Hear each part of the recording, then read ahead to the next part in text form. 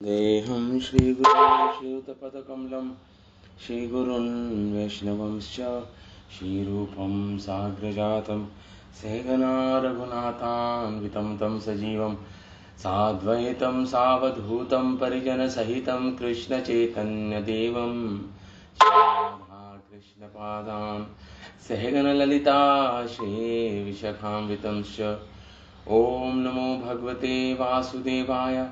ॐ नमो भगवते वासुदेवाय। ॐ नमो भगवते वासुदेवाय। नारायणं च नमस्कृत्यं नरं चैव नरोत्तमं देवीं सरस्वतीं व्यासं ततो जयमुदीरयेत्। नष्टप्रायेषु अभद्रेषु नित्यं भागवत सेवया भगवती उत्तमश्लोके भक्तिर्भवती नैष्टिकी। इदं भागवतं नाम पुराणं ब्रह्म संहितम् उत्तमश्लोकचरितं चकारा भगवन् ऋषि। जय श्री कृष्ण चैतन्य प्रभु नित्यानंद श्री अद्वैत गदाधर शिवासादि गौर भक्त वृंद। हरे कृष्णा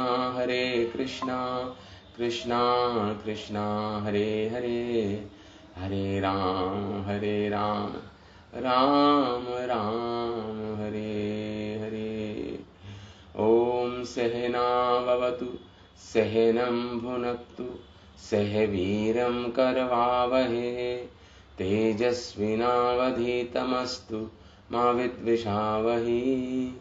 ओम शांति शांति शांति। ओम। So reading from Srimad Bhagavatam,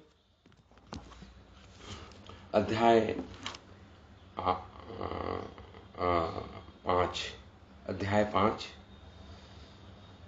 तो हम पढ़ रहे थे कि अध्याय 4। तो हम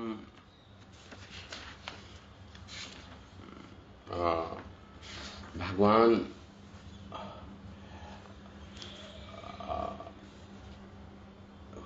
जब जन्म हुआ, आविर्भाव हुआ, उस समय जो वसुदेव जी थे उन्होंने भगवान को गोकुल पहुंचा दिया और वहां से यशोदा की पुत्री जो माता भागवती थी, देवी थी, उनको वो यहाँ पे ले आए। तो हम आगे बढ़ते हैं। तो उस समय कंस ने माफी मांगी देवकी और वसुदेव जी से और उनको ज्ञान दिया, लेकिन असुरों का ज्ञान तो ठहरता नहीं है। कुछ ही समय का वो ज्ञान था और वो उसने देवकी माता और वसुदेव जी को छोड़ दिया जेल से, उनको उनके कक्ष में भेज दिया और स्वयं अपने कक्ष में चला गया कंस। और उसी रात्र को, मतलब जन्माष्टमी के दिन ही, कंस ने मंत्रणा की अपने मंत्रियों के साथ, जो सारे आसुरिक प्रवृत्ति के थे, दैत्य थे, उनके साथ मंत्रणा की। और उन दैत्यों ने कंस को यह समझाया कि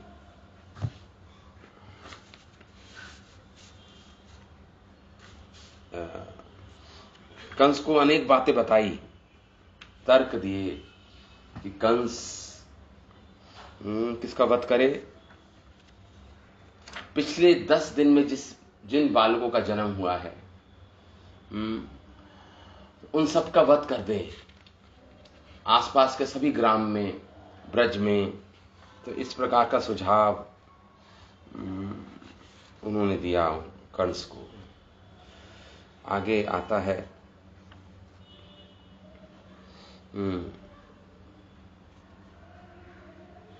और कंस को बोला उन्होंने कि तुम अगर विष्णु को हराना है, जो तुम्हारा शत्रु है कई जन्मों का, तो तुम्हें सर्वप्रथम वेद,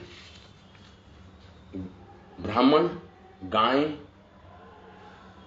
यज्ञ, इन सबको समूल नष्ट करना होगा, क्योंकि विष्णु इन्हीं के द्वारा पोषित होते हैं। ये सनातन धर्म जो है, जिनके अंग हैं सब, ये सनातन धर्म अगर नहीं रहेगा तो विष्णु भी नहीं रहेगा। इस प्रकार वो बोले, उन्होंने सुझाव दिया। तो वो कहते हैं, मूलम ही विष्णु देवानां यत्र धर्मा सनातनः, कि मूलम ही विष्णु देवानां, सारे देवताओं के मूल तो भगवान विष्णु हैं। यत्र धर्मा सना, और सनातन धर्म के भी मूल भगवान विष्णु ही हैं। तस्य च ब्रह्म गो विप्रा, और सनातन धर्म किन पे टिका हुआ है? सनातन धर्म में किन की पूजा होती है? ब्राह्मणों की, गायों की, विप्रों की, ब्राह्मणों की, तप की, यज्ञ की, इनकी पूजा होती है। सनातन धर्म का मतलब यही होता है। तो तस्मात् सर्वात्मा राजन ब्रह्मवादिनः तपस्विनो यज्ञशालीन गास हन्मो रवि द्रुघा, कह रहे हैं उसके जो मंत्री जन हैं कंस के, इसलिए आप हमें नियुक्त कीजिए, हम सारे ब्राह्मणों की हत्या करें, वध करेंगे उनका। ब्राह्मणाम ब्रह्मवादिनः, वेदों के जो उपदेशक हैं, ब्रह्मवादी हैं, जो वेदों को जो पढ़ाते हैं लोगों को, जन सामान्य लोगों को, और तपस्वी, और जो यज्ञ करते हैं उनका, और गाश मतलब होता है गऊओं का, हन्मो, हम उनकी हत्या करेंगे। इस प्रकार बोल रहे हो, हन्मो, हत्या करेंगे। और तपहा सदक्षिणः यज्ञ, और जो अपने स्वधर्म का आचरण करते हैं, तपस्वी जन होते हैं, और सदक्षिणा यज्ञ, और जो वो यज्ञ करते हैं, अपने कार्य करते, प्रिस्क्राइब ड्यूटीज करते हैं, यज्ञ, उनको हम क्या करेंगे? उसको हम नष्ट करेंगे। इसलिए हे राजन, भुजेंद्र, भोज के उसके आप हमें अनुमति दीजिए। इस प्रकार बोल रहे हैं राजन। तो इस प्रकार जब बोले, क्योंकि वो कह रहे हैं कि विप्रा गावश्च वेदश्च तपा सत्यम दमाश्यमः श्रद्धा दया तितिक्षा च कृत्वश्च हरितनु। कह रहे हैं विप्र, गायें, वेद, सत्य, दमा मतलब मन का निग्रह करना, क्षमा मतलब इंद्रियों का निग्रह करना, श्रद्धा, दया, तितिक्षा मतलब सहनशीलता, और यज्ञ, ये सब विष्णु के शरीर हैं।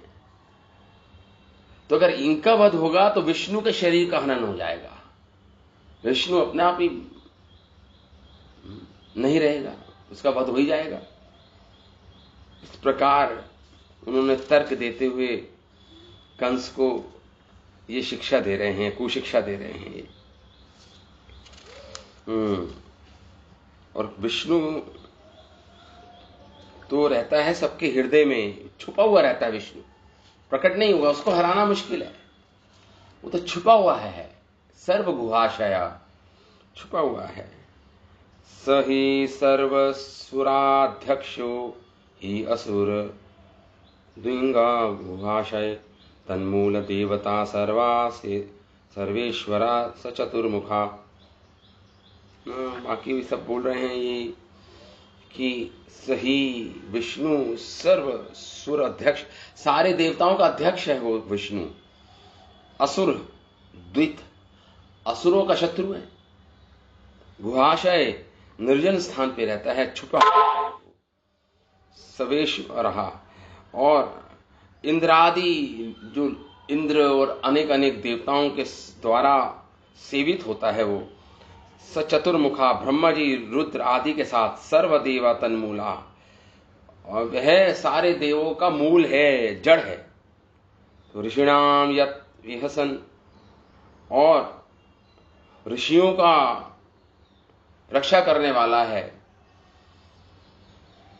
अथम वही, निश्चित रूप से, तत्, उस, यही एकमात्र उपाय है। तत् लिखा है वधोपाय, वध करने का विष्णु का यही उपाय है, एकमात्र है। जो इस प्रकार बोले कंस के मंत्रीजन। अब सुखदेव गोस्वामी उस चित्र को देख रहे हैं, स्मरण कर रहे हैं। सुखदेव गोस्वामी को गुस्सा आया, जो मंत्रणा दे रहे थे कंस को। सुखदेव गोस्वामी कहते हैं, शिशु का वाचा, कह रहे हैं सुखदेव गोस्वामी, एवं दुर्मंत्री भी कंस सह समंत्रे दुर्मति। ये जितने भी दुर्मंत्री थे और दुर्मति दे रहे हैं कंस को,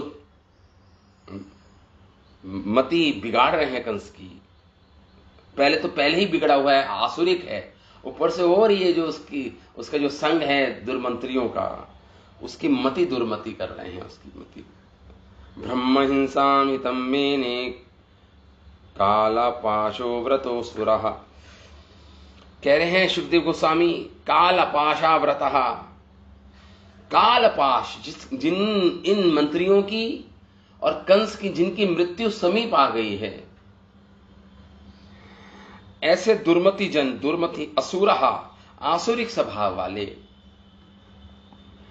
कह रहे हैं कंस एवं दुर्मंत्री सह, कंस और जितनी भी दुष्ट बुद्धि वाले जो ये सारे असुर थे, प्रलंबासुर और अनेक अनेक असुर, धेनुकासुर, सब बैठे हैं वहां पे मंत्रियों के रूप में।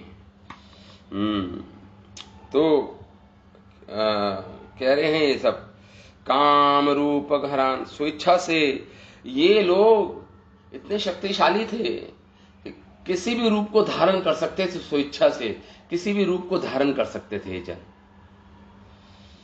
तो यही यहां पे बोल रहे हैं, काम रूप घरान, स्वेच्छा से किसी भी रूप को धारण करने वाले असुर जो थे, विविध दिशाओं में ये जाने लगे।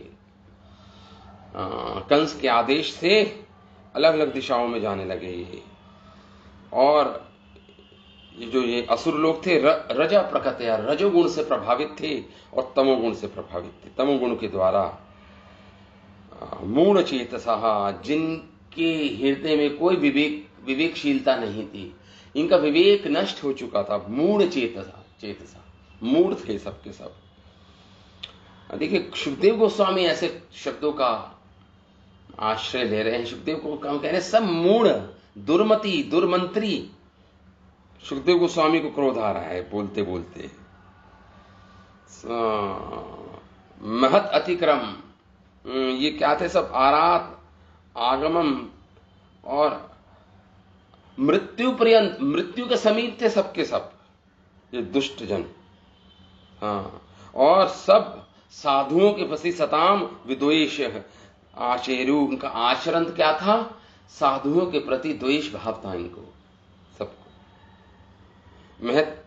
तो इसलिए ये चल दिए इधर उधर दिशाओं में, गौओं की हत्या करने, साधुओं की हत्या करने, यज्ञशाला को नष्ट करने के लिए चल दिए सबके सब। सत्यम, दया, जो तपस्वी लोग हैं उनकी हत्या करने के लिए चल पड़े। तो यहां पे बोल रहे हैं सुखदेव गोस्वामी। सुखदेव गोस्वामी कह रहे हैं, परीक्षित, महत अतिक्रम, जो लोग साधु स्वभाव वाले, जो भगवान के भक्त होते हैं, वैष्णव होते हैं, उनको जो अतिक्रम करता है, उनको सताता है, उनके प्रति दुर्व्यवहार, दुराचरण करता है, पुंसा जो करने वाले हैं, उनकी आयु श्रिया यशा धर्म, उनकी आयु कम हो जाती है, उनकी संपदा कम हो जाती है, नष्ट हो जाती है, उनका यश जो भी कमाया है वो यश नष्ट हो जाता है। और लोकान, और यह लोक ही नहीं खराब होता, परलोक भी उनका खराब हो जाता। पारलौकिक जो उनकी कमाई थी वो भी नष्ट हो जाती है, पारलौकिक परमार्थिक अर्थ भी उनका नष्ट हो जाता है। आशीष और भौतिक सुख की तो क्या कहें, वो तो नष्ट होता है। सर्वाणि श्रेयांसी, और जो भी मंगलकारी है इस लोक में या परलोक में, जो भी उनके लिए शुभकारी शुभ है, वो सब नष्ट हो जाता है। अमंगल या मंगल होता होगा। जो इस प्रकार साधु जनों की हंति नाश करते हैं, अतिक्रमण करते हैं साधु जनों को, वैष्णवों को, इस प्रकार सुखदेव गोस्वामी बोल रहे हैं। सुखदेव गोस्वामी इस प्रकार बोले। तो आगे ऋषियों की हिंसा इसलिए करनी, ऋषियों की हिंसा इसलिए कह रहे हैं यहां पे, ऋषिणाम हिंसन सन्मिति ही। तो जब सुखदेव गोस्वामी ने कहा कि ऋषियों की हिंसा इसलिए करनी चाहिए क्योंकि वह सब भूल गए हैं कि विष्णु ही मूल हैं, ऐसे ऋषि जो पाखंडी हैं, जो ऋषियों के वेश में हैं, उनके प्रति हिंसा, क्योंकि वो भूल गए हैं कि कृष्ण की भगवान विष्णु ही मूल कारण हैं। सबके ये सुनकर जब राजा परीक्षित भयभीत हो गए तो सुखदेव गोस्वामी ने उन्हें आश्वासन दिया कि सुखदेव गोस्वामी से कहते हैं, ये जन या ये ऋषि जो पाखंडी हैं, जो ऋषियों के वेश में हैं, जो भगवान विष्णु से अपना संबंध नहीं मानते, ये मृत्यु के इतने नजदीक थे, क्योंकि परीक्षित महाराज घबरा गए। जब ये इधर उधर दीक्षाओं में गए तो परीक्षित महाराज ये कथा सुन रहे हैं, परीक्षित महाराज घबरा गए, प्रभु अब क्या होगा। सुखदेव गोस्वामी कहते हैं, चिंता मत करो, मृत्यु के नजदीक है सबके सब। सुखदेव गोस्वामी कहते हैं सभी मृत्यु के समीप हैं, सबके सभी, डरो मत परीक्षित। इस प्रकार इस प्रकार ये मंत्रणा के साथ ये सब चले गए। और इधर भगवान कृष्ण का अब जन्म उत्सव मना रहे हैं। ब्रज में भगवान कृष्ण का जन्म उत्सव बन रहा है गोकुल में। ये 5वां अध्याय है हमारा, हम आरंभ करते हैं 5वां अध्याय। सुखदेव गोस्वामी बोले, भगवान का गोकुल में जन्म उत्सव मना रहे हैं नंद बाबा, यशोदा और जितने भी ब्रजवासी जन हैं। शिशु का वाच, सुखदेव गोस्वामी बोले, नंद महामना तु आत्मजा, नंदस्तु आत्मजा उत्पन्न है जाता अहलादो महामना। नंद बाबू को महामना बोल रहे हैं। महामन मतलब जिनका मन बहुत उदार है, महामना करके कह रहे हैं, उदार चित्त है जिनका हृदय, महामना। सुखदेव गोस्वामी कहते हैं, नंद महाराज ने आत्मजा अपने पुत्र तो भगवान कृष्ण को उनके उत्पन्न, उनके जन्म होने पर जात आह्लाद, केवल भगवान का ही जन्म नहीं हुआ, नंद बाबा के हृदय में आह्लाद का भी जन्म हुआ। आह्लाद मतलब आनंद, प्रसन्नता का अनुभव हुआ नंद बाबा को, उसका भी जन्म हुआ। यहां पे बोल रहे हैं जाता आह्लाद, आह्लाद मतलब प्रफुल्लित चित्त हो गया उनका, नंद बाबा का। और फिर स्नात, उन्होंने स्नान किया, शुचि ही, और वैश्य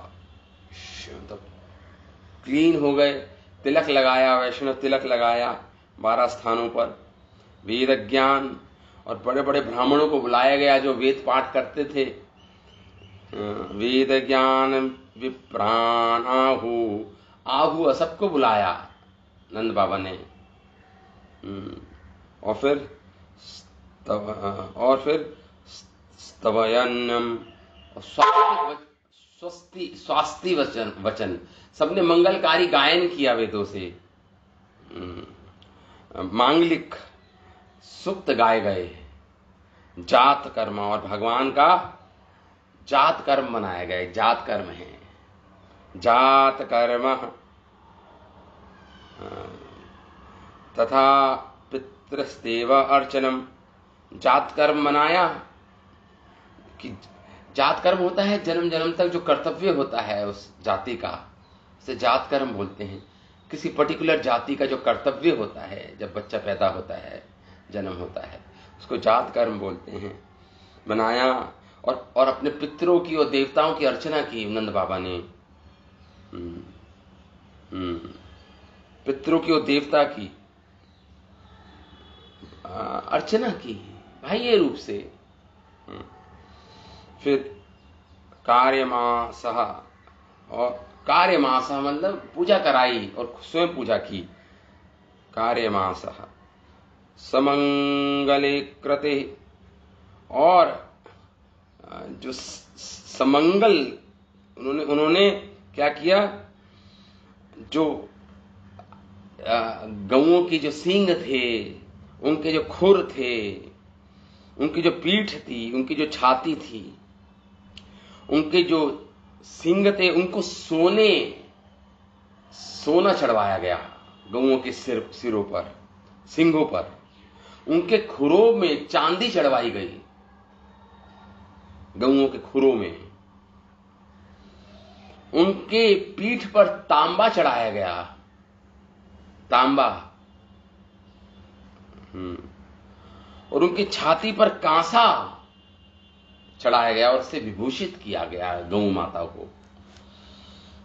सिंग पर सोना, और उसके बाद खुर में चांदी, पीठ पर तांबा, छाती पर कांसा। इस प्रकार गौओं को सजाया गया। और न्यूते धेनु नाम, न्यूते मतलब होता 20 लाख गायें। नंद बाबा ने 20 लाख गायें, न्यूते। और क्या, धेनु नाम, बछड़ों के साथ देने वाली जो धेनु, जो बछड़ों के साथ थी, जो दूध देने वाली गायें थी, सबके सब 20 लाख गायें दान की नंद बाबा ने। रत्न शातको अंबराव्रतान, और रत्नों का समूह स्वर्ण सूत्र से खचित वस्त्रों से ढककर, स्वर्ण के धागे थे वस्त्रों के, उससे ढककर थालियों में रत्न भरकर, रत्न थे। और क्या थे, देखिए कितनी बड़ी संपदा थी नंद बाबा की। नंद क्या किया इन्होंने, रत्नों के समूह और सप्त तिलाद्रिन, और 7 पहाड़ बनाए गए तिल के 7 पहाड़। सप्त तिलाद्रिन, तिल पर्वत, तिल होता है ना, उसका पर्वत बनाए गए 7। विप्रेभ्य, ब्राह्मणों के लिए, विप्रों के लिए प्रदात, दान किए 7 पर्वत, तिलों के बड़े बड़े पर्वत बनाए गए, विप्रों को दान दिए गए। 20 लाख गायें बड़े सुसज्जित रूप से बछड़ों के साथ दूध देने वाली गायों को दान किया नंद बाबा ने ब्रजवासियों को, कि ब्राह्मणों को बुलाया गया, दूर दूर से बुलाया गया। वो लोग मंगल वाचन कर रहे हैं, स्वस्ति वाचन कर रहे हैं, सबके सब वेदों का उच्चारण हो रहा है। बहुत ही मंगलमय दृश्य प्रस्तुत कर रहे हैं सुखदेव गोस्वामी, बहुत ही मंगलमय दृश्य प्रस्तुत कर रहे हैं। द्रव्यानि काले स्नानशोच्छभ्याम, और द्रव्यानि भूमि आदि पदार्थ समूह, कालेन स्नान शोचभ्याम, स्नान और तिलक, विभूषित तिलक लगाया सबने, संस्कारों के द्वारा। संस्कार है जात कर्म संस्कार, गर्भधान संस्कार, गर्भाधान संस्कार। देखिए गर्भाधान संस्कार ये बहुत ही प्राचीन संस्कार है, ये पहला संस्कार है जिसमें मां के गर्भ में को संस्कार किया जाता है, मां के गर्भ को संस्कारित किया जाता है। गर्भाधान, उसके बाद जात कर्म होता है, जब बच्चे का जन्म होता है उसके बाद जात कर्म होता है बच्चे का। आदि के साथ तपस्या द्वारा इज्जया यज्ञ अनुष्ठान किए गए, दाने जो सतपात्र जो सुपात्र थे उनको दान दिया गया, सर्पण, और संतुष्ट या संतोष से शुद्ध्यंती पवित्र हुए, सबके सब जो भी उपस्थित थे सभी पवित्र हुए। शुद्ध्यंती आत्मा विद्या, जिस प्रकार आत्म विद्या से कृष्ण भक्ति से शुद्ध होता है आत्मा, उसी प्रकार सब शुद्ध हो गए स्नान करके, स्वस्ति वाचन करके, दान देकर, यज्ञ की अग्नियां जलने लगी। उस प्रकार वातावरण इतना शुद्ध हो गया। जिस प्रकार जब आत्मा को कृष्ण भक्ति करता है आत्मा, जीवात्मा, तो परिपूर्ण रूप से शुद्ध हो जाता है ये अंतर्बाह्य रूप से। या सम्रेत पुंडरीकाक्षः, जो स्मरण करता है भगवान कृष्ण का, बाह्य अंतर शुचि, बाह्य रूप से और अंतर रूप से सब शुचि हो जाते हैं, क्लीन हो जाते हैं, शुद्ध हो जाते हैं। उसी प्रकार सुखदेव गोस्वामी कह रहे हैं, जिस प्रकार आत्मा जब ब्रह्म विद्या किसी को मिलती है ऋषियों से, साधुओं से, तो वो शिष्य शुद्ध हो जाता है।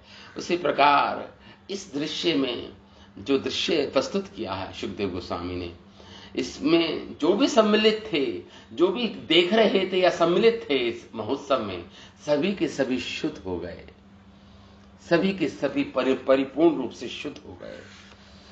इस प्रकार ये 5वें अध्याय में श्री नंद के पुत्र का जन्म संबंधी जातक महोत्सव जिसे बोलते हैं, जातक महोत्सव बना रहे हैं।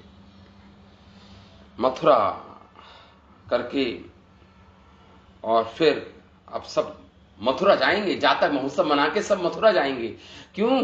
क्योंकि कंस को टैक्स देना है, माखन, दूध और भी कृषि उत्पादक, ये सब हर साल जाता था कंस को टैक्स के रूप में।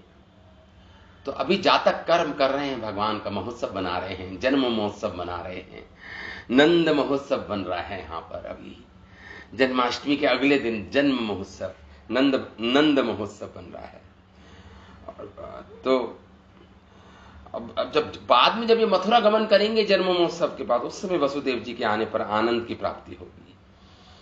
श्री नंद उदारचित हैं, नंद बाबा उदार हृदय वाले नंद बाबा हैं। उन्होंने 2 लाख गाय एवं तिल के 7 पहाड़ों का दान किया। ये पर्वत कैसे थे? हमारे आचार्य जन कह रहे हैं, उत्तर है रत्नों के समूह तथा सुनहरी रंज से रंगे हुए वस्त्रों से ढके हुए ये पर्वत थे। ये पर्वत रंग बिरंगे कपड़ों से ढके हुए थे। ये पर्वत गाय, सुवर्ण आदि द्रव्यों के मध्य कुछ का दान करने पर उन द्रव्यों की जैसी वृद्धि शुद्धि हो जाती है, उसी प्रकार अन्नदान आदि से युक्त जात कर्म आदि संस्कारों से भी सभी की शुद्धि हो जाती है। जिस प्रकार यज्ञ करने से शुद्धि होती है, यजमान की शुद्धि हो जाती है, जो यज्ञ करने वाले होते हैं उनकी शुद्धि हो जाती है, उसी प्रकार भगवान के जन्म महोत्सव में जो भी सम्मिलित हुए सबकी शुद्धि हो गई। ये दिखाने के लिए कि एक एक वस्तु के शोधकों का दृष्टांत देकर उदाहरण दिया जा रहा है। समय के द्वारा, देखिए समय उपस्थित था, समय के द्वारा भूमि शुद्ध हो गई। समय भूमि को शुद्ध कर देता है। समय, टाइम, समय के द्वारा भूमि आदि की शुद्धि हो जाती है। स्नान के द्वारा देह की शुद्धि होती है। सोने से लिखा है धोने से शौच, पानी धोने से अपवित्र की शुद्धि होती है। संस्कारों के द्वारा गर्भ की शुद्धि होती है, गर्भाशय की शुद्धि होती है। तप द्वारा इंद्रियों की शुद्धि होती है, तपस्या से हमारी इंद्रियां शुद्ध हो जाती हैं। और यज्ञ के द्वारा ब्राह्मणों की शुद्धि होती है, दान के द्वारा उन वस्तुओं की शुद्धि हो जाती है, दान देने से वस्तुओं की शुद्धि हो जाती है, द्रव्य की शुद्धि, द्रव्य शुद्धि। और संतोष के द्वारा, संतोष मतलब सहनशीलता से मन की शुद्धि होती है संतोष के द्वारा, और आत्मविद्या से आत्मा की शुद्धि हो जाती है। कितना सुंदर हमारे आचार्य जन लिख रहे हैं। समय के द्वारा भूमि की शुद्धि होती है, स्नान के द्वारा देह की शुद्धि होती है, धोने से, पानी से अपवित्र की शुद्धि होती है, अपवित्रता की शुद्धि होती है। संस्कारों के द्वारा गर्भधान संस्कार, जो सर्वप्रथम हमारे वेदों में संस्कार है, सर्वप्रथम संस्कार गर्भधान संस्कार है, गर्भ की शुद्धि होती है। तप के द्वारा इंद्रियों की शुद्धि होती है, और यज्ञ के द्वारा ब्राह्मणों की शुद्धि होती है, दान के द्वारा द्रव्यों की शुद्धि होती है, और संतोष कंटेंटमेंट के द्वारा मन की शुद्धि होती है, और आत्मविद्या ब्रह्म विद्या से आत्मा की शुद्धि होती है। तो सभी शुद्धि का समय वो समय शुद्धि का था, वो द्रव्य शुद्धि करने वाले थे, वो ब्राह्मण, वो यज्ञ, वो धैर्य नंद बाबा का सब कुछ शुद्ध कर रहा था। हाँ, सब नंद के आनंद भयो जय कन्हैया लाल की। वो चित्रण प्रस्तुत किया सुखदेव गोस्वामी ने, और सुखदेव गोस्वामी भाव विभोर हो रहे हैं समाधि में, आंखों से प्रेम के अश्रु बह रहे हैं सुखदेव गोस्वामी के। आगे आएगा। परीक्षित महाराज बहुत ध्यान से सुन रहे हैं, इसी के लिए तो बैठे थे दिन रात, बिना खाए पिए सोए, इसी दिन के लिए बैठे थे। कृष्ण कथा सुनाइए सुखदेव, मुझे विष्णु गाथा सुनाइए। अब सुखदेव गोस्वामी भगवान कृष्ण का जन्मोत्सव की कथा बता रहे हैं परीक्षित महाराज को। सब ऋषि मुनि जन आनंद विभोर हो रहे हैं, आनंद में डूब रहे हैं सब, जिस प्रकार नंद बाबा आनंद में डूब रहे हैं। अहलाद जात शब्द आया है।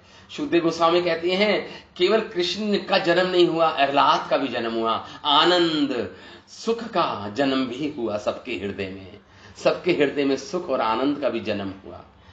इस प्रकार हमारे आचार्य लिख रहे हैं। और जीव गोस्वामी क्या लिखते हैं? जीव गोस्वामी लिखते हैं कि जब शब्द आया, सुखदेव गोस्वामी नंदस्तु, मैं नंद बाबा के पुत्र हैं, मैंने बताया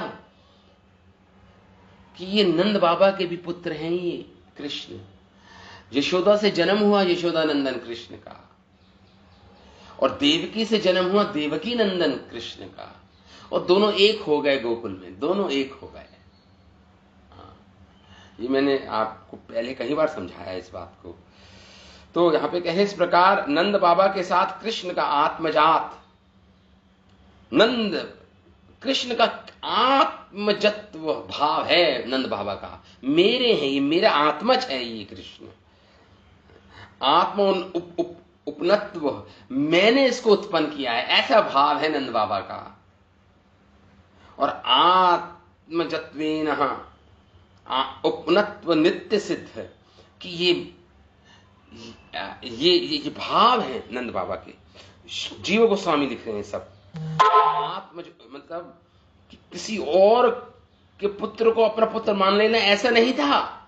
नंद बाबा ऐसा नहीं सोचे किसी और का पुत्र है, मेरा नहीं है, नहीं, अपना है ये, मेरे से उत्पन्न हुआ है, मेरा पुत्र है ये। श्री कृष्ण वसुदेव के मन में सभी अंश भागों को लेकर प्रविष्ट हुए थे। जब भगवान सबसे पहले वसुदेव जी के मन में भगवान प्रविष्ट हुए थे, अपने सारे अंगों के साथ प्रविष्ट हुए थे। भगवान के जितने भी अंग हैं सबको साथ लेकर आए थे वसुदेव जी के मन में। उसी प्रकार अपने संपूर्ण अंश से युक्त कृष्ण को देवकी ने अपने शरीर में धारण किया था। अपने हैं उसी तो कह रहे हैं उसी तरह नंद बाबा और यशोदा ने कृष्ण के जनक जननी रूप को समझ लेना चाहिए कि असली जनक जो जन्म देने वाली है, यशोदा ने भी जन्म दिया, ये इस बात का सूचक है, कह रहे हैं जीव गोस्वामी। श्रुति भी कहती हैं, वेद बोलते हैं, मैं एकमात्र भक्ति के द्वारा ही ग्राह्य हूं, भगवान बोल रहे हैं शास्त्रों में, भक्त्या हम एक या ग्राह्य, मुझे केवल भक्ति के द्वारा ही ग्रहण किया जा सकता है। तो यहां पे यही बोल रहे हैं। इन दोनों हेतुओं से ये सिद्ध होता है कि नंद यशोदा की कृष्ण के प्रति जो प्रेमास्पद संबंध है, जो प्रेम रूपी संबंध है, उसी के कारण परम पुरुषार्थ रूप में कृष्ण का प्राकट्य हुआ है, कृष्ण का प्राकट्य हुआ है। तो कह रहे हैं, इसलिए श्री नारद जी के पूर्व जन्म में ये सब बोल रहे हैं। तो श्री कृष्ण के साथ मन की अत्यंत तदात्मयता है, कृष्ण के साथ अथवा कृष्ण के धारण करने के सामर्थ्य से नंद का मन महान, महामना शब्द आया ना, तो जीव गोस्वामी एक्सप्लेन कर रहे हैं महामना कैसे हो गए नंद बाबा, क्योंकि कृष्ण के साथ इतना इनका मन का तदात्म्य हो गया है। तदात्म्य मतलब एक रूपता हो गई है, एक हो गए हैं कृष्ण और मन। जब मन, अन्नेरा मन मन, मोरा मन वृंदावन, श्री राधा रानी कहती है, सबका मन मन, लेकिन मोरा मन तो वृंदावन है। चैतन्य महाप्रभु कह रहे हैं चैतन्य चरितामृत में, राधा रानी का उद्गार है, मेरा मन तो वृंदावन। इसी प्रकार नंद बाबा का मन तो कृष्ण ही है, और कृष्ण ही मन है नंद बाबा के, मन ही कृष्ण है, कृष्ण में है पूरा उनका हृदय नंद बाबा का। इसलिए उनको शब्द यूज किया महामना, महामना, बड़े चित्त वाले, बड़े वाले, क्योंकि कृष्ण ही तो महा हैं, वो उनके मन में विराजित हैं। परीक्षित पूछते हैं, ब्राह्मण, नंद ने ऐसा कौन सा महान फल देने वाला श्रेष्ठकर कर्म किया था तथा महाभागा यशोदा ने, जिसके कारण श्री कृष्ण ने पुत्र होकर उनके स्तन का पान किया? ये आगे पूछेंगे अभी ये प्रश्न परीक्षित महाराज सुखदेव गोस्वामी से, ऐसा कौन सा पुण्य कर्म किया नंद बाबा ने, यशोदा मैया ने, जिनको नंद बाबा को पुत्र के रूप में कृष्ण की प्राप्ति हुई, और यशोदा मैया को कृष्ण को स्तन पान कराने का अवसर मिला, मौका मिला, ये कैसे संभव हो पाया? परीक्षित महाराज पूछेंगे आगे, अभी आगे कथा में पूछेंगे। लेकिन जीव गोस्वामी यहां पे इस श्लोक के तात्पर्य में लिख रहे हैं, तो हे ब्राह्मण, तो इसलिए इन नंद बाबा के एवं उन देवकी वसुदेव के द्वारा श्री कृष्ण का जन्म तो एक ही काल में एक ही समान हुआ, परंतु महामना, महाभागा शब्द तो नंद बाबा के लिए आया है, वसुदेव के लिए जी के लिए नहीं आया शब्द, क्योंकि जब देवकी नंदन कृष्ण का जन्म हुआ और इधर ही एक साथ यशोदा नंदन कृष्ण का जन्म हुआ गोकुल में, तो नंद बाबा के लिए शब्द सारे प्रयोग कर रहे हैं सुखदेव गोस्वामी, वसुदेव जी के लिए नहीं किया इतने शब्द। कौन कौन से शब्द? महामना, महाभावा, महाभागा, महोदय, ये सब यशोदा और नंद बाबा के लिए प्रयुक्त हुए हैं सारे शब्द। न्याय शास्त्र कहता है फल को देखकर फल के कारण का अनुमान लगाया जा सकता है, अतः नंद यशोदा का भाग्य कुछ विशेष था। न्याय सिद्धांत क्या कहता है? किसी के फल को देखकर, किसी का कार्य देखकर कारण को समझा जा सकता है, कारण को जाना जा सकता है कार्य देखकर, फल को देखकर उसके पीछे जो कर्म है, जिसके फलस्वरूप वो फल आया है, उसको जाना जा सकता है। तो फल क्या हुआ है? कृष्ण पुत्र के रूप में विराजित है वहां पर। तो जरूर नंद बाबा यशोदा ने भी बहुत तपस्या की होगी। इस प्रकार तो किसी ऐसा नहीं है कि यशोदा मैया और नंद बाबा के घर कृष्ण की उत्पत्ति किसी तप से हुई है, या कह रहे हैं साधन से हुई है। जैसे सुतपा, जैसे वसुदेव और देवकी के गर्भ से भगवान जब जन्मे, तप के कारण जन्मे। 12,000 वर्ष तक, दिव्य वर्ष तक सुतपा और वृष्णि के रूप में तप किया था।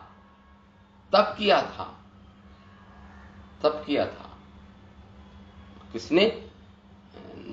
वृष्णि और सुतपा ने, जो देवकी और वसुदेव जी हैं, जब भगवान आए थे। लेकिन ऐसा यशोदा मैया और नंद बाबा तो नित्य सिद्ध हैं, नित्य ही भगवान के पिता माता हैं। ये आध्यात्मिक जगत में भी जो नित्य माता पिता है भगवान कृष्ण के, वो यशोदा और नंद बाबा ही हैं। हमारे आचार्य इस प्रकार लिखते हैं यहाँ पे। इसलिए कृष्ण प्रकट हुए इनके यहां। वसुदेव, परंतु देवकी और वसुदेव में कृष्ण का प्राकट्य कुछ इस प्रकार हुआ कि आकृति और प्रकृति से वे कृष्ण वसुदेव के पुत्र रूप में प्रतीत नहीं हो रहे। देखिए, प्रकृति, उनकी प्रकृति भगवान की और उनकी आकृति चतुर्भुज रूप में भगवान के सामने आए थे। भगवान देवकी और वसुदेव के समक्ष। तो उनकी ना तो प्रकृति ना आकृति पुत्र के रूप में थी, भगवान नहीं थी। उनका भाव भी नहीं था उस समय, प्रतीत नहीं हो रहे थे। इसलिए यह बात युक्ति संगत है कि श्री नंद की ही प्रीति शुद्ध पिता भावमय होने के कारण उत्कृष्ट है। नंद की प्रीति, यशोदा मैया की प्रीति ज्यादा उत्कृष्ट है। कृष्ण का प्राकट्य पुत्र रूप में हुआ। इनकी प्रकृति, इनका आकार सब पुत्र के रूप में हुआ। लेकिन ऐसा वसुदेव और देवकी माता के समक्ष नहीं हुआ। इस प्रकार लिखते हैं, देवकी वसुदेव की माता पिता अभिमान ऐश्वर्य ज्ञान से ढका हुआ था। देवकी क्योंकि भगवान का ऐश्वर्य जानती थी, तो उनका वात्सल्य भाव था, लेकिन उतना नहीं था प्रगाढ़ जितना यशोदा मैया का था। क्यों? क्योंकि देवकी माता के हृदय में जो भाव था वो ऐश्वर्य युक्त वात्सल्य भाव था, ऐश्वर्य के साथ वात्सल्य भाव था। लेकिन यशोदा मैया तो ऐश्वर्य को जानती भी नहीं और ना जानना चाहती हैं। वो तो पूर्ण रूप से वात्सल्य भाव से भरी पड़ी हैं। नंद बाबा और यशोदा पूर्ण रूप से वात्सल्य भाव उमड़ रहा है इन दोनों के हृदय में। इस प्रकार हमारे आचार्य जन बोलते हैं। देवी योग माया। अच्छा, जब देवी का जन्म हुआ यशोदा मैया से, उस समय भी यशोदा मैया के अंदर पुत्री भाव नहीं आया उस पुत्री के प्रति। खैर, उस समय तो निद्रा, अर्ध निद्रा अवस्था में थी, फिर भी कोई पुत्री का भाव नहीं आया कभी भी यशोदा मैया में। हमारे आचार्य जन लिखते हैं, ना ही योग माया में योग माया ने उनको अपनी माता के रूप में देखा, ऐसा भी नहीं था। वो तो केवल एक लीला थी, भगवान के आदेश से आई थी जीव माया, यशोदा के गर्भ से उत्पन्न हुई थी, यशोदा माता के गर्भ से उत्पन्न हुई थी। तो उत्पन्न होना अलग बात होती है, प्रेम होना अलग बात होती है। इसलिए यहां पे बता रहे हैं कि आह्लाद प्रचुर मात्रा में नंद बाबा के हृदय में उत्पन्न हुआ। तो प्रेम का संबंध ज्यादा ऊंचा है। यहां पे यही बात बताने का प्रयास कर रहे हैं जीव गोस्वामी। जीव गोस्वामी इसी बात को बता रहे हैं कि आनंद में इतने बढ़ गए, इतना आनंद का अनुभव कर रहे थे नंद बाबा कि ऐसा लग रहा था जड़ हो गए, जैसे पत्थर होता ना, स्तब्ध हो गए। जैसे समाधि में, योगी समाधि में बिल्कुल जड़ हो जाता है, बिल्कुल एक स्थान पे, एक जगह। ऐसे ही प्रेम को संभाल नहीं पा रहे थे, अपने वात्सल्य भाव को नंद बाबा संभाल नहीं पा रहे थे।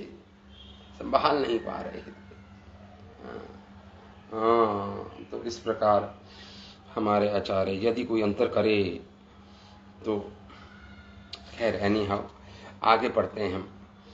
इसमें इसी श्लोक पर जो भगवान का जात कर्म संस्कार हो रहा है, जन्म महोत्सव हो रहा है, इसी श्लोक पर ये 4 श्लोक हमने पढ़े हैं। इसी श्लोक पर हमारे विश्वनाथ चक्रवर्ती ठाकुर महान आचार्य हुए हैं, वो लिखते हैं कि श्री कृष्ण का जन्मोत्सव तथा कंस को कर देने के लिए नंद बाबा का मथुरा आगमन एवं वसुदेव के साथ उनकी बातचीत की घटनाओं का 5वें अध्याय में वर्णन हुआ है। अब 5वें जो अध्याय पढ़ेंगे, ये 3 चीजों की घटना यहाँ पे इनका वर्णन हुआ है। नंदस्तु यहाँ कहकर पुकारा है भगवान, क्योंकि ये सब हमने तो यहाँ पे कह रहे हैं जात कर्म का विधान नाड़ी छेदन के पूर्व ही किया जाए, ऐसा धर्मशास्त्र में सुना जाता है। वो जो नाड़ी छेदन होता है ना, जो नाड़ी के युक्त नाड़ी छेदन जो संस्कार होता है, उससे पूर्व जात संस्कार होता है। नहीं कि पूर्व किया जाए, नाड़ी छेदन संस्कार के बाद जात संस्कार होता है। गर्भ से उत्पन्न हुए बिना नाड़ी छेदन कैसे संभव हो सकता है? तो भगवान तो गर्भ से उत्पन्न नहीं हुए, तो नाड़ी का तो प्रश्न ही नहीं उठता, प्लेसेंटा जिसे बोलते हैं। तो नाड़ी छेदन का संस्कार नहीं हुआ, डायरेक्ट जात संस्कार हुआ भगवान का। नहीं तो पहले तो नाड़ी छेदन संस्कार के बाद जात कर्म होता है। नाड़ी छेदन भी बहुत बड़ा संस्कार है, देखिए। वो भी ऐसे नहीं बस काट दो, नहीं, पूरे मंत्र उच्चारण के साथ, स्वस्ति वाचक मंत्रों के साथ बच्चे की नाड़ी काटी जाती है, प्लेसेंटा काटा जाता है। लेकिन वो नहीं हुआ भगवान का, क्योंकि भगवान की नाड़ी थी नहीं कोई। यहां पे यही बात कह रहे हैं। कृष्ण का नंद के पुत्र के रूप में केवल एक ही बार उल्लेख नहीं हुआ, किंतु अनेक बार शास्त्रों में। ठीक है, ये सब ठीक है। और कह रहे हैं श्री कृष्ण के नंद आदि के प्रति अति प्रेम वश्यता ऋषियों के पर सहस्त्र वचन एवं महानुभावों के सहस्त्र अनुभवों के आधार पर सिद्ध होता है कि वसुदेव पुत्रता आदि की अपेक्षा नंद पुत्रता परम उत्कृष्ट है। नंद बाबा की पुत्रता ज्यादा उत्कृष्ट है, मतलब ज्यादा ऊंची है। इसलिए प्रेम संबंध के अभाव में केवल जन्म संबंध होने पर, केवल जन्म संबंध होना अपने आप में पर्याप्त नहीं है, प्रेम संबंध भी होना चाहिए। शास्त्रों में जन्म तो, जैसे वराहदेव हैं, वराहदेव का जन्म ब्रह्मा जी से हुआ, तो वराहदेव के अंदर तो ब्रह्मा जी के प्रति पिता का भाव कभी नहीं आया, कभी नहीं आया, कभी नहीं आया। तो कह रहे हैं यहां पे हमारे जीव गोस्वामी कि प्रेम संबंध का अगर अभाव है और केवल जन्म संबंध है भगवान से, तो वह अपने आप में पर्याप्त नहीं है। इसलिए जब भगवान उत्तरा के गर्भ में प्रवेश कर गए, भगवान परीक्षित महाराज की रक्षा करने के लिए,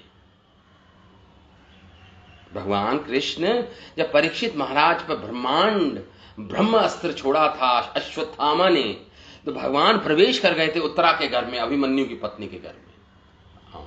उत्तरा तो, लेकिन उत्तरा जब भगवान बाहर आए तो ऐसा नहीं था कि उत्तरा के अंदर भगवान के प्रति कोई पुत्र स्नेह की भावना थी, नहीं। उनके गर्भ से भी तो बाहर आए थे भगवान कृष्ण। उसी प्रकार वराहदेव ब्रह्मा जी से उत्पत्ति हुई, तो ऐसा नहीं कि वराहदेव ब्रह्मा जी को अपना पिता स्वरूप मान रहे हैं, नहीं।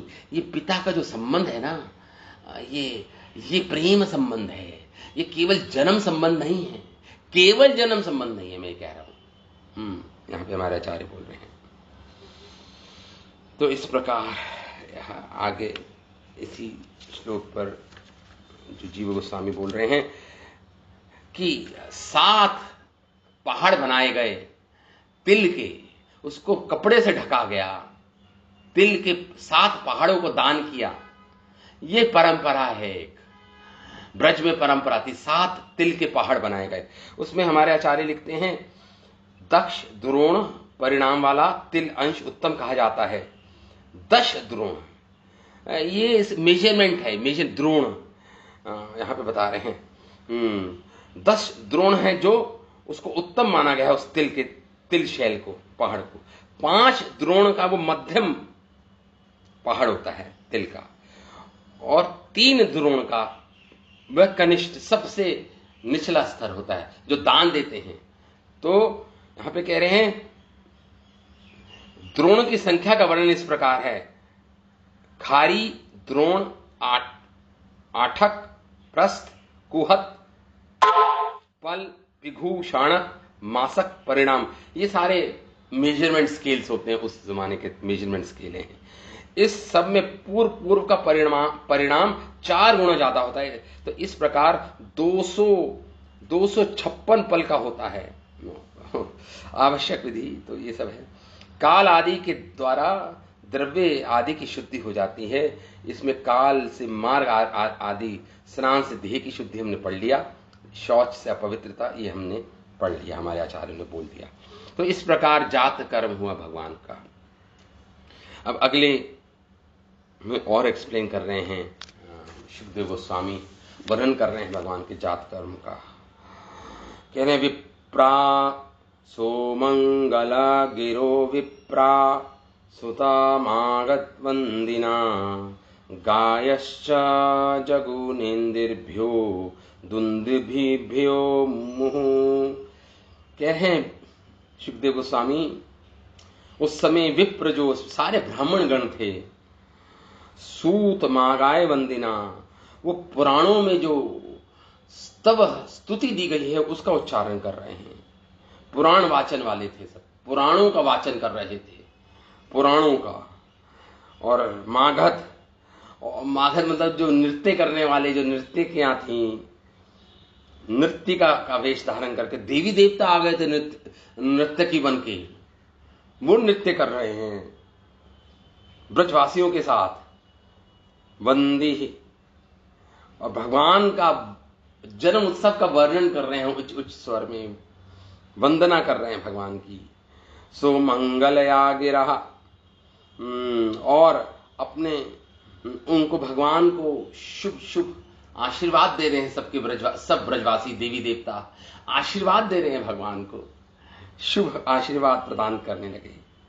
गायक गण जगुहु, गान करने लगे गायक गण। जगुहु चह भैरे दुंदुभि, और अनेक दुंदुभि के सहित अनेक वाद्य यंत्र बजा रहे हैं। गंधर्व भी स्वर्ग में और पृथ्वी पर जो वाद्य यंत्र, गायक जन हैं जो वाद्य यंत्र को बजाने वाले हैं, वे वाद्य यंत्र बजा रहे हैं बारंबार। नेदुहु, और कुछ तो स्वर्ग में जो दुंदुभी हैं स्वयं बज रही हैं, कोई बजा भी नहीं रहा फिर भी स्वयं बज रही हैं वाद्य दुंदुभियां। वेदहु, स्वयं ही बजने लगी। संस्पृष्टा संसिक्त द्वारा घुरांतर, तो पहले तो समकृष्ट संस्कृत झाड़ू लगाई गई, पूरी मथुरा को साफ किया गया झाड़ू के साथ। पूरा ब्रज को साफ करने के पश्चात क्या संसिक्त द्वाराजिर, और फिर सेंट, सुगंधित द्रव्य छिड़का गया पूरे सड़कों पर। सुगंधित जल का छिड़काव हुआ। और फिर घर के द्वार पर, आंगन में और मध्य में व्रज गोपवास में चित्र ध्वज पातका स्वचैल पल्लवातारणे, विचित्र ध्वज सजाए गए। द्वार पर, मध्य में, अंतर कोष्ठ में, हर घर में ध्वज, पताका, विविध माला, वस्त्र खंड और पल्लवों के साथ, पल्लव मतलब जो फूलों के साथ, कलियों के साथ द्वारा बने हुए तीरण सजाए गए, तोरण सजाए गए। तो सजाए हुए थे सब पल्लवों से, गंध का छिड़काव किया गया, पताकाएं सजाई गई। ये सब शुकदेव गोस्वामी यहाँ पे, सबसे पहले तो संप्रष्टा, झाड़ू लगाई गई, सबसे पहले साफ किया गया। उसके बाद गावा वृषा वत्सतहरा, व्रजों के साथ, बैल और बछड़ों के साथ, हरिद्र तैलारोपिता, उन सब के ऊपर तेल हल्दी का छाप लगाया गया। सारे गऊओं के ऊपर तेल और हल्दी को मिलाकर छाप लगाया गया, सारे गऊए, बछड़े, बैलों पर। बहुत सुंदर चित्र वर्णन कर रहे हैं शुकदेव गोस्वामी। छाप लगाया गया। देखिए एक बारीकी से वर्णन कर रहे हैं शुकदेव गोस्वामी भगवान के नंद महोत्सव को। तो तेल हल्दी का छाप लगाया गया तथा विचित्र धातु वस्त्र कांचन मालिनः। गैर गैर गैर धातु होती है ना, अलग अलग क्ले अलग अलग कलर्स की क्ले। विचित्र गैर धातु, मोर पंख, पुष्पमाला, वस्त्र और सोने की माला से सुशोभित थी। सारे कौन? गायें, बैल, बछड़े और जो भी गृह में पलने वाले पशु हैं, उन सबको धातुओं से धातुएं लगाई गई और मोर पंख लगाए गए उनके शरीर पर, पुष्पमाला उनके गले में डाली गई, वस्त्र सोने की माला से सुशोभित थे। वो सब पशु सुशोभित किए गए। फिर विचित्र फिर कह रहे हैं यहाँ पे, समय है क्या? हाँ, थोड़ा समय है। कह रहे हैं, हे राजन, परीक्षित महाराज को कह रहे हैं, गोपा